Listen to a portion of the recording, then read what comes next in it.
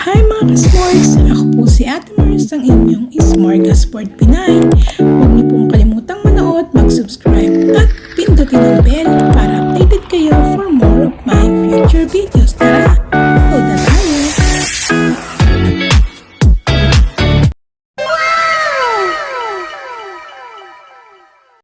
Magandang araw po sa inyong lahat, si Smorgasbord Pinay na naman po ito. Itong araw ay sisimulan kong gumawa. First time po akong gagawa ng itlog na maalat at ang gagamitin ko ay ang itlog ng manok. So susubukan po natin mga ka-Smorgs kung pasado ba. So halina at sundan ang procedure. Pero bago yan, kailangan po tayo mag-subscribe, mag-like, mag-share, mag-hit ng bell notification kung gusto nyo lang po sana, kung halimbawang nagustuhan nyo itong aking vlog. So halika na mga ka-Smorgs. Ayan mga ka-Smorgs, ang una natin gagawin ay maglalagay tayo ng ordinary water dito sa ating pan. Tapos magpapakulo po tayo. Papakulo po muna natin yan. Tapos habang iyan ay kukulo mamaya, ubuhusan na natin ng asin. Ayan mga ka-Smorgs, wala po tayong rock salt. So ang gagamitin lang natin dito, dahil nandito ako sa Saudi Arabia, ang gagamitin ko lang po ay ordinary salt. Pasensya na po, pero mas maigi po kung rock salt. Itong iodized salt lang po. So isang cup lang po ang ating gagamitin. So halika na, mag-measure na tayo. Ayan na mga ka-Smorgs, natapos na yung ating isang cup na asin. So, pagka kumulo na po yun, ay ilalagay na po natin. Tapos hahalu-haluin. Ganun lang kadali po ang ating brine solution sa paggawa ng ating itlog na maalat. Ising-isi lang mga ka-Smorgs. Next naman ay meron tayong tubig dito. Ordinaryong tubig lang po. So, ititest natin yung freshness ng ating itlog. Kapag kalumutang, ibig sabihin ay sira. Hindi magandang gawing itlog maalat. So, meron ako ditong 15 itlog na maalat. So, ilalagay na natin dito.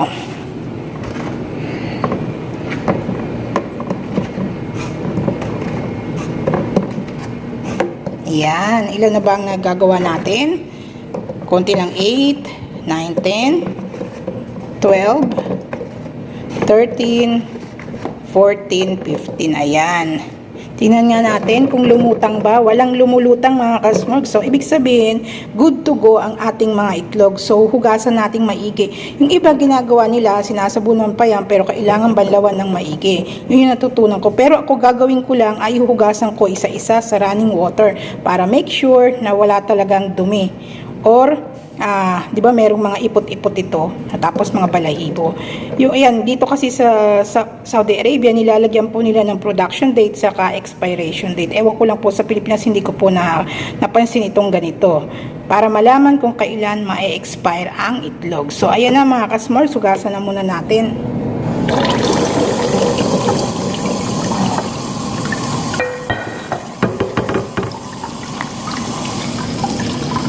Dito natin ilalagay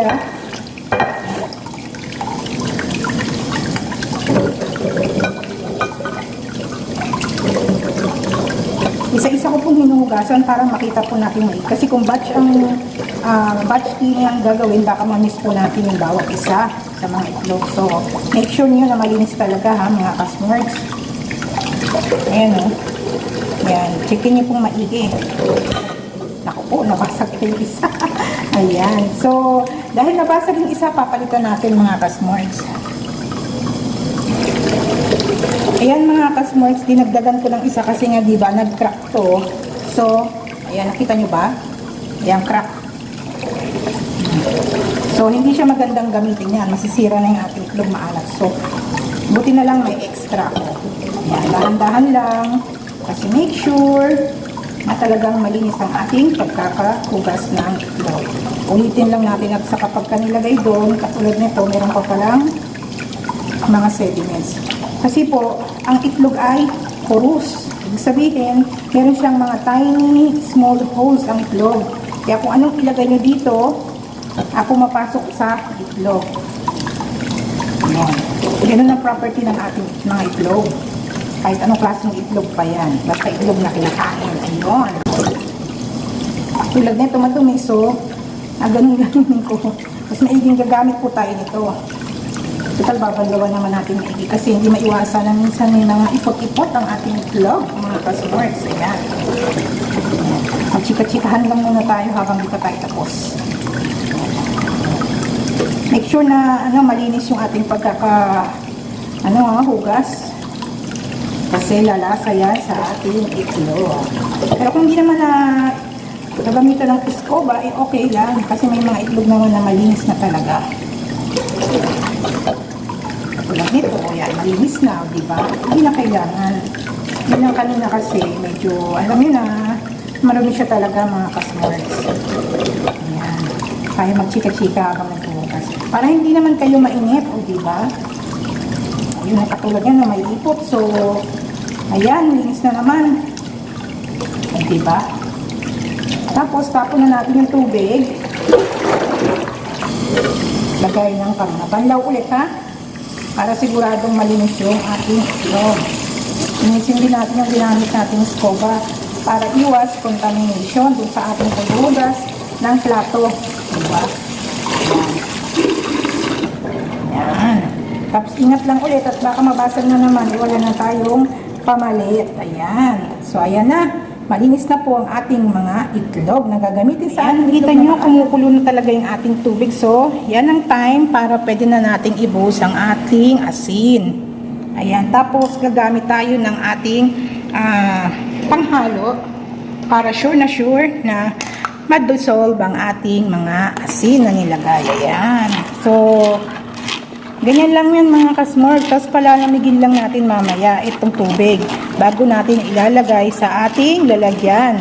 Ito yung tinatawag na brine solution, ha. Ayan, mamaya papakita ko sa inyo kapag tapos na akong maghalo para makita nyo ang itsura. Ayan, di ba? Pero parang natanggal na, di ba? So, konting halo na lang yan mga kasmorg. So, mamaya ibubuhos na natin yan kapag malamig na sa ating itlog na nilinis natin. Lalagyan na ng ating itlog sa isa. Lalagay natin dito. Ayan, nagkasya yung 15 itlog sa ating lalagyanan. Yung may takip. So, kailangan pinakuluan nyo itong bote na yan at pinalamig ng konti para matanggal yung mga mikrobyo. Ayan, bubuhos na natin.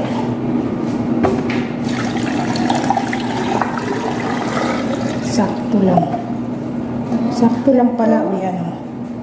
Ayan, diba? Merong kailangan nakalubog kasi lahat ng itlog eh.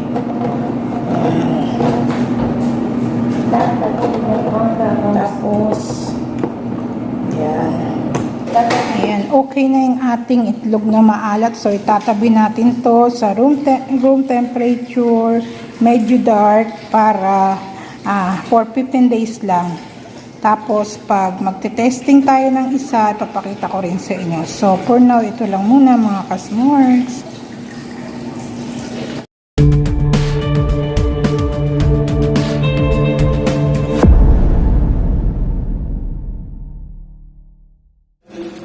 Ngayon ito masang sabi mo na maalat na itlog. Yan siya. Yan na yung sinasabi mo na yung itlog mo na maalat. Yan. Yan ang kwan mo. Pero masarap man siya. Okay lang asin niya. Ito.